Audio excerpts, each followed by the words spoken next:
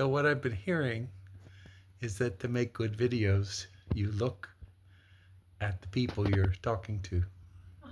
And pretend they're people, yeah. And you talk to them, not through them. Not at them. I know. Yeah, I do that. How are you today? Well, you have me behind the camera so you can look, but when I look at the camera, I don't know what I'm looking at. And it seems, one of your words, disingenuous. So yeah.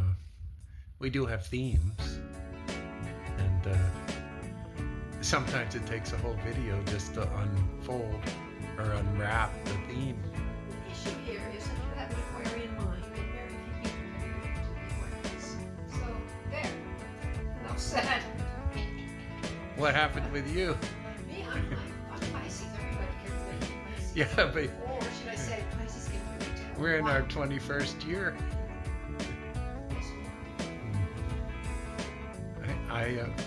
I'm going to post next this little clip that Olga sent me from the dressing room at Ross. And I was a little late to respond. I said, oh, cool, go ahead. I didn't wait. No, she said I already got it. As a matter of fact, So, it's right here. yeah. It's awesome. Yep. Well, that's a sneak peek. Little heart details. The hearts didn't hurt. No, the hearts don't hurt. Some little detail to make it a little different, you know? Yeah, and they fit well and they're comfy. You know, all the counseling I've gotten from the Get Rich Quick on YouTube, you know, we break the rules. We don't have a proper channel theme. Just be yourself is really the best advice. You're doing it for some reason. Actually, you're doing this, I told you, get a hobby, and then it took off in your world. And then you said we could send the movies to your mother. Yeah, and whoever else is possibly Well, I always think, my Aquarian mind, well, other people out there, they must have a reason too, or somebody had told them they can't do it or they should do it. Well, it is something to do, and it is a focus, and it is a hobby, and it does organize your life a little bit. Plus, you have something to look back, back to. And sometimes when I see an old movie, I go, oh my God, we did that. And then all of a sudden it comes back. I'm like, yeah, that was cool. 850 in the last 3 years. No, it's nice to have moving memories and with sounds and stuff. And, yeah, it's good. So that's just for yourself. And if anyone gets something from that, even one person, that's enough. You know? It's not about money. Ha! There you go. That's why we're budget travelers. Not about money. Yeah. Thank you. Bye. Well, that's what Olga does when we're traveling. She goes shopping, does crocheting, reads about historic places, talks to the kids, and occasionally she humors me and comes along on my quest to find coins and currency. Let's go back in time a little, see what used to be. If I actually named this video, it would be called Old School, because this is how we used to do it. We would get coins either from circulation, just out of pocket change, or we would go to the local coin shop, pick up items.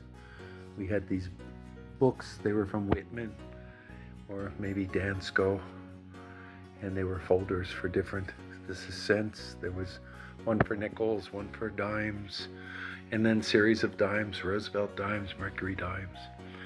And you would have these little holes to fill, and this went through a date range.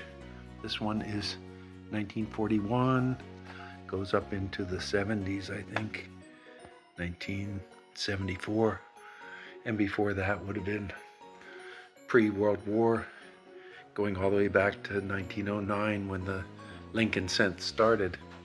So we would spend time looking and finding and filling the spots in the pockets, and it was like putting a puzzle together.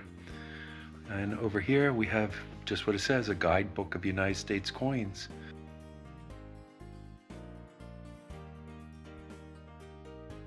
This one's from 1986, and they came out every year, and inside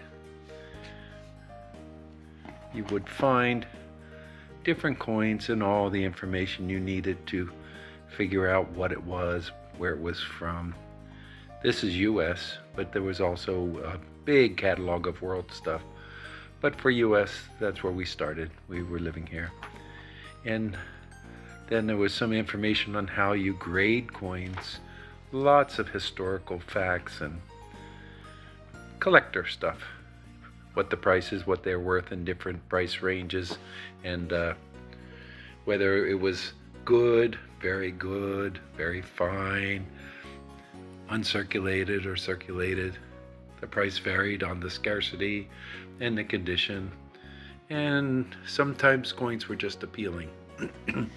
Now, this video started with these Littleton profit-sharing thrift tokens that I found, and these had been around since maybe the 60s or 70s, and Littleton Coin Company would send you things. We ordered things through catalogs and magazines, ads at the back of a magazine, and you would get the coin that you ordered, and then you would get some other coins that they called on approval, and you could either pay for them or you could send them back.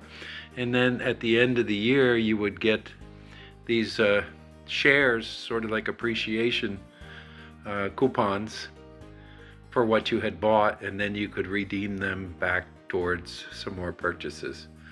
So there you have it. 50 years later, here I am still doing it. I just got a collection of Kennedy half dollars and some foreign coins. Canada, Tunisia, some tokens, California gold token. There's an interesting one.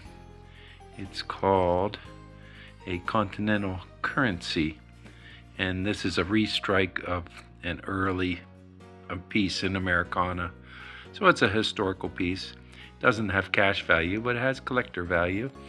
And then I do the research to see what their value is, and I put them online. We sell on bonanza.com as Daniel and Company, and we also have an account on eBay. So you've seen me looking at things in the marketplace as we travel the world, coins and currency.